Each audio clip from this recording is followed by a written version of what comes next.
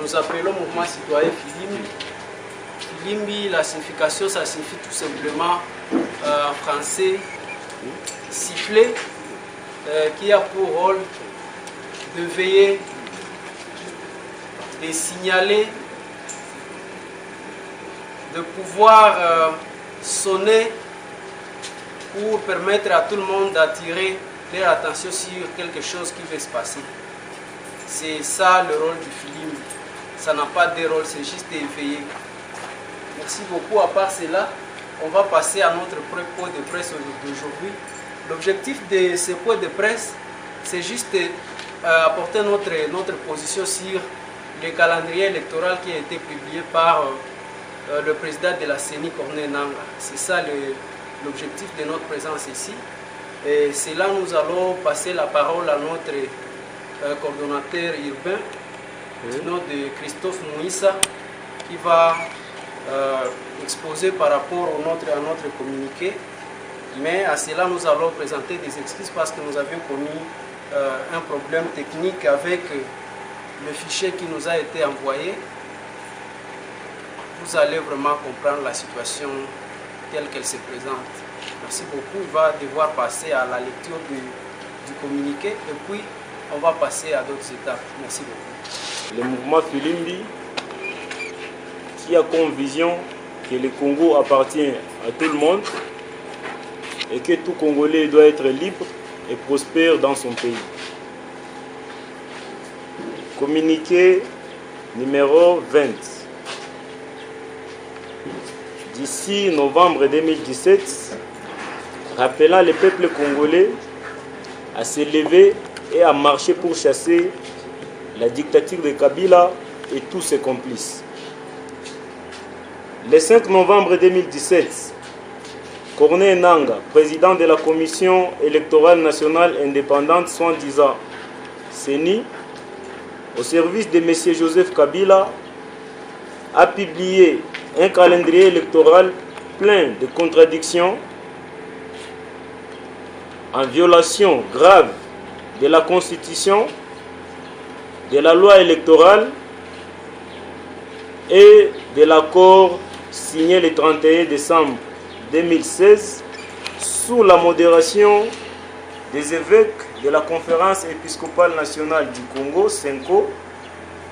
Cette publication marque le début du déclenchement de l'article 64 de la Constitution de la RDC et contribue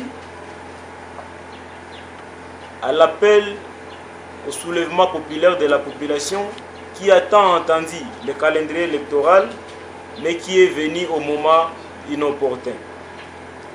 À ce stade, conformément aux dispositions de la Constitution et ce qu'a rappelé les manifestes, après avoir réussi à démoraliser la population congolaise en 2016, principalement en graduant la situation sécuritaire et en dipant la totalité de la classe politique congolaise, nous demandons à la population de Goma, en particulier, et de la République démocratique du Congo, de se soulever parce que trop c'est trop. Dans une partie de cette déclaration, nous tenons à informer la population de Goma, en particulier, et de la RDC, de s'approprier la lutte parce qu'elle est de son droit de pouvoir se lever et de hausser les tons. Le calendrier publié est venu comme une demande des États-Unis à travers son ambassadrice, Madame Nikki Haley, dont les communicateurs de la majorité présidentielle ainsi que d'autres acteurs de la politique congolaise appellent ingérence. Mais nous avons été surpris de voir que Madame Nikki Haley, donnant les injonctions au pouvoir en publiant le calendrier qui ne dépasse pas 2018, et c'est ce qui a été fait.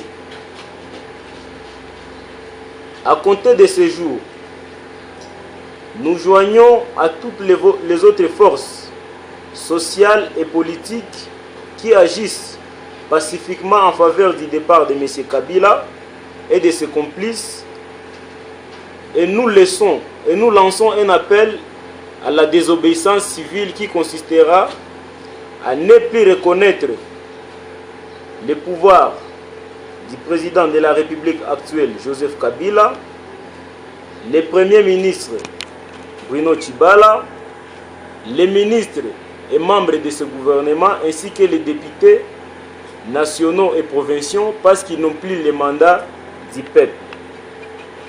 Nous demandons aussi à la population de ne plus payer les taxes, une manière farouche de résister face à un pouvoir jugé irresponsable et dictatorial, parce qu'on ne peut pas continuer à comploter contre nous-mêmes en enrichissant une partie de la population. Ainsi, la société Vodacom constitue un grand danger dans le financement de la famille de Kabila, mais aussi nous demandons à la population de ne pas payer les taxes, les factures de la régie des eaux et des SNEL. Cela sera une manière de faire pression au pouvoir et à comprendre qu'il n'est plus en mesure de représenter la population congolaise à l'interne comme à l'externe. Boycotter toutes les entreprises privées, boycotter toutes les initiatives du gouvernement. Ainsi, nous appelons la population à résister pacifiquement en prenant part à toutes les actions citoyennes et pacifiques qui seront organisées à partir du 15 novembre 2017, c'est-à-dire le mercredi prochain, et nous demandons à toutes les forces vives et sociales acquises au changement de se joindre et de lancer un appel pour faire partir le régime en place. Au service de sécurité, nous demandons de se ranger du côté de la population dont l'engagement pacifique a également pour objectif dans leur mission, mais aussi améliorer leurs conditions de vie. Comme l'a dit le manifeste, avec son slogan « Esili, Inaisha, Wajiki, Imen ». Cela représente presque toutes les langues nationales de la République démocratique du Congo. Signé à Kinshasa par Carbone Beni, chargé des réseaux du mouvement Filimbi, paraphé par son coordonnateur Floribert Anzuluni, résident maintenant en Belgique en exil, faute de ce pouvoir qui lui a permis d'aller trouver asile à l'étranger. Fait à Kinshasa le 6 novembre 2017, relayé à Goma le 10 novembre 2017. Nous vous remercions. Merci beaucoup. C'est l'intitulé, c'est le contenu de notre communiqué appelant le peuple au soulèvement. C'est sans peur. Nous demandons vraiment à tout le monde, à tout Congolais digne de ce nom, de s'approprier ces communiqués. À cela, nous allons passer à l'étape des questions. Et nous spécifions que les questions sont seulement réservées aux journalistes. On n'aura pas besoin de questions de personnalité. Ça, c'est en coulisses. Ceux qui veulent savoir plus sur Filimbi, on peut se contacter d'une autre manière. Mais pour aujourd'hui, c'est juste la presse qui est vraiment à l'honneur. Manifestation conjointe avec le rassemblement. Le rassemblement, c'est une force politique. Nous sommes une force sociale et citoyenne. Nous pouvons nous retrouver ensemble dans un seul objectif, mais là où les intérêts ne sont pas communs. Les acteurs de la société civile se sont réunis pour signer un manifeste.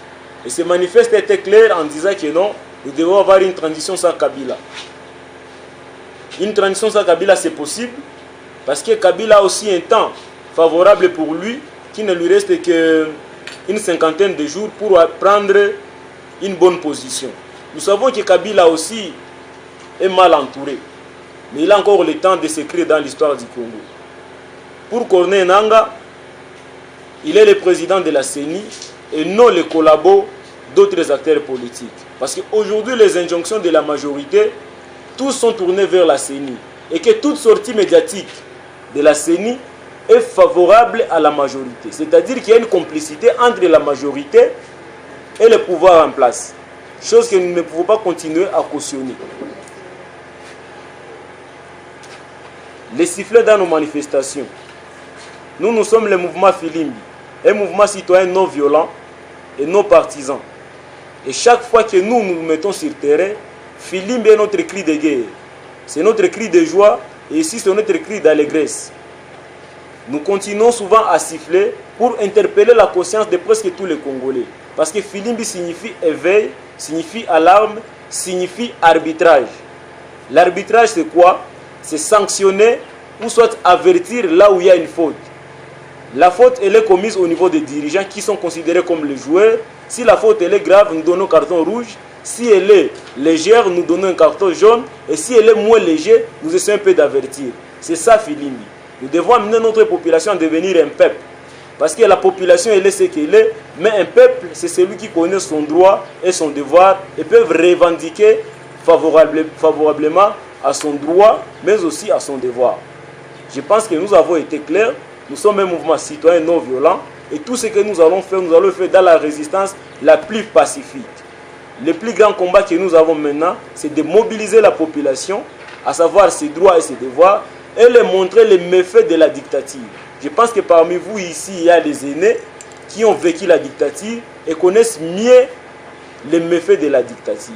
Et un peuple qui a déjà connu la dictature et goûté de la démocratie ne peut plus accepter de revenir encore à la dictature.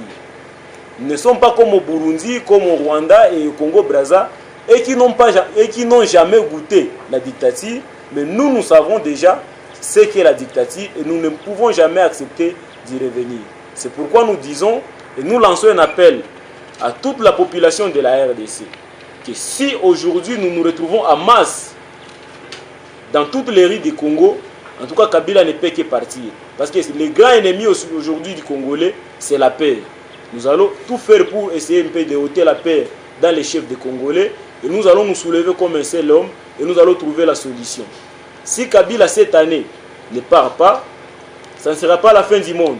Mais aussi nous n'appliquerons jamais le plan B de la violence. Nous allons résister dans la non-violence. Si on échoue, on échouera dans la non-violence. Si on réussit, on réussira dans la non-violence.